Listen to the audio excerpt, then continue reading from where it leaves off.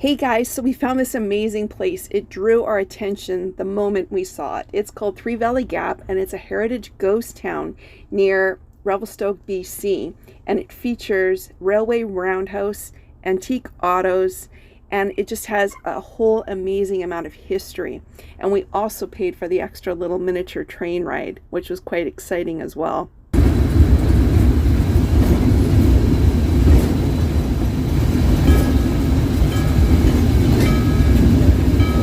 So according to the ticket, there are a few rules, and I'm just going to read a couple of them. There's no shooting from the train unless under attack by train robbers, and the saloon girls must behave and not use their feather boas to distract the conductor or disrupt the other passengers.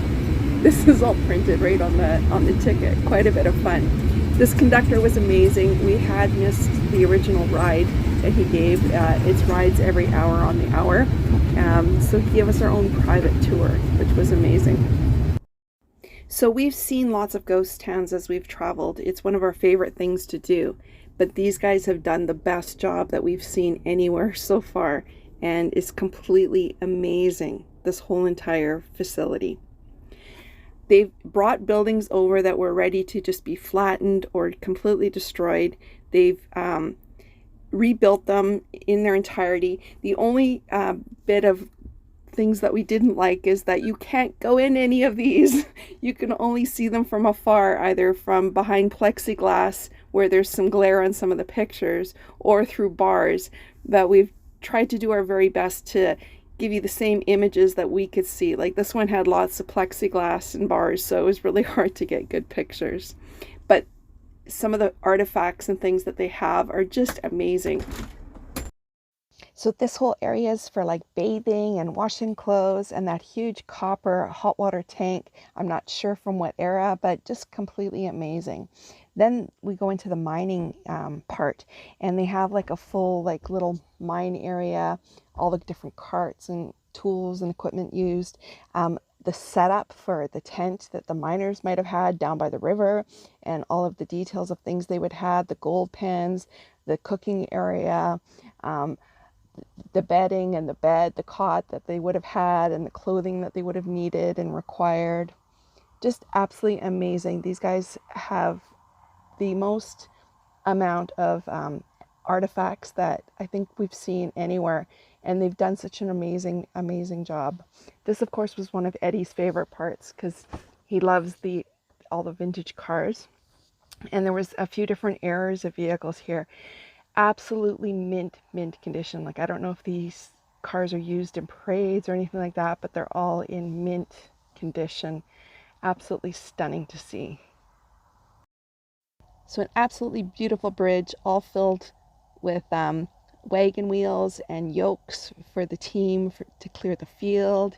And then we go into this older area, and these are all buildings that would have just been demolished, and they've brought them here, and they've put everything back together, like this news office.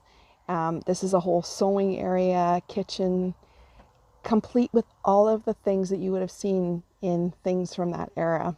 And of course, Eddie found his new little hut that he's calling his man shed. So while we were here, Eddie reminded himself that he needed to do some banking. So that's exactly what he did.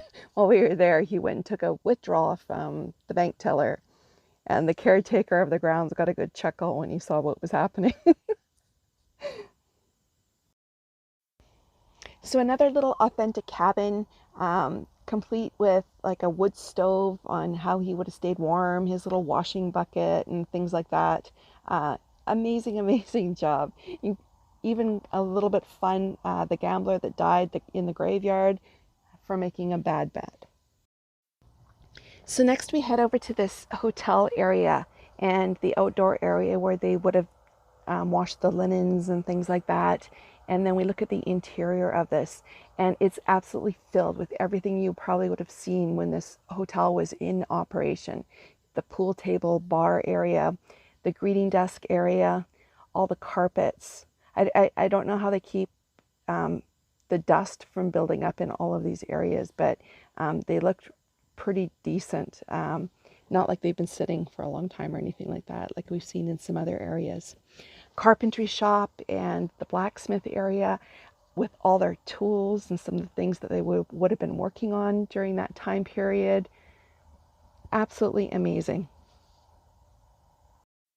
So now we head over to one of the saloons that are here. Absolutely amazing. Again, completely authentic, beautiful details, tables, bars, things like that, that would all fetch a pretty penny if you tried to sell each of these individual items for antique or vintage.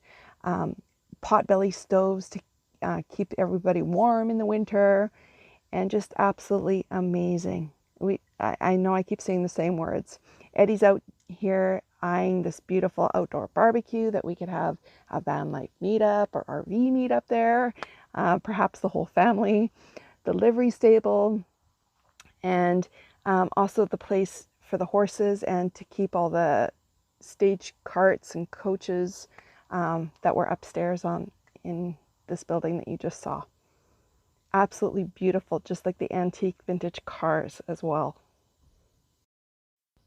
So we come upon another one of the little schoolhouses that they had. This one's from a much earlier era, of course, and again, like very authentic, full of desks and the flags and artifacts and things that a school teacher might have had on the wall at the time, including the map.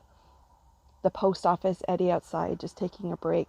That's one other thing I'll note. There's lots of areas here to sit and take a break and take your time. It took us hours to go through this whole little town. Some people might do it in like a couple hours, but we of course like don't walk around a lot. We take rests, and this place was perfect for that. Looking at all of the old saws and other artifacts that they have, shoemakers, and all their tools, even the dentist and the pulled tooth, so the blood all over the patient. I'm not sure if I'd go to that dentist. There's also like old stores and even the pharmacy.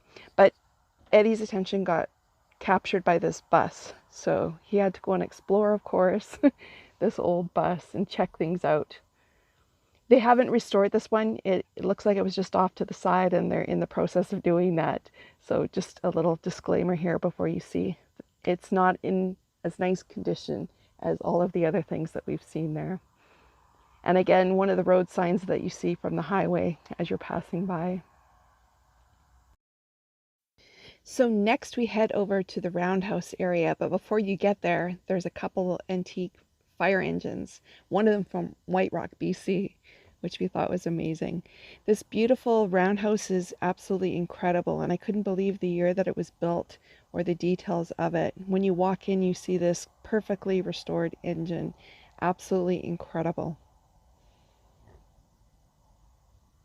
Of course, Three Valley Gap, 93.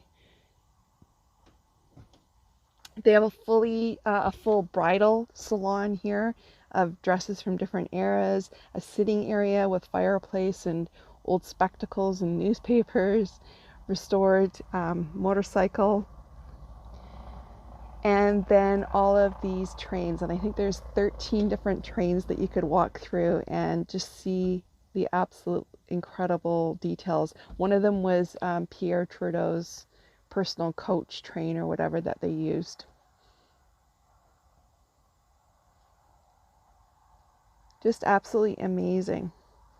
And see, these guys have been doing tiny homes for like a very long time. Another favorite restored vintage car. And then there's the ghost train. So this was absolutely incredible. That van's on top of the train, and they actually have a full entire ghost train to walk through, which didn't come through in the camera whatsoever. So just some of the other things that you'd find in a train yard. We're showing you seating from different trains from different eras as well, so you can see how some of them have changed and progressed or become more utilitarian as you go along. And then of course there's this plush, absolutely beautiful train car. This whole seating area, absolutely beautiful. This was nicer than the Pierre Trudeau train that they showed us earlier. A whole dining area and service area for that dining room. And we've given you a few pictures of this kitchen area. Completely well done. Like, just the design of it was incredible. The amount of stuff that they could have done in this kitchen area. And I mean, if you could even downscale this a little bit more for a van, absolutely incredible how they've done this. Everything you need for like a full entire like restaurant kitchen. So next we have a whiskey or wine storage building made, of course, out of old oak barrels. Absolutely incredible. Another saloon in the area, complete with a piano. This looks like one of the reading pianos that used to play itself. And a beautiful bar. Then there's like a seating area and a couple of bedrooms upstairs of this saloon for unmentionables. But very well done with the linens and the whole design and furniture, all authentic for that time period. And you can view it from inside and out as well. Then we found this cute little building. You won't believe what the walls are manufactured out of. There is wood up top and of course the metal roof, but this is all made out of cement and wine bottles. This is the neck of the wine bottles on the inside, but the outside's like the bottom of the wine bottles. Incredible. An old RCMP office. And then of course the hotel that you can also stay at and view this at your luxury. Incredible time, well worth seeing. So our conclusion is we absolutely love Three Valley Gap. If you get an opportunity, it's really worth taking the time and seeing it. Take care, everyone.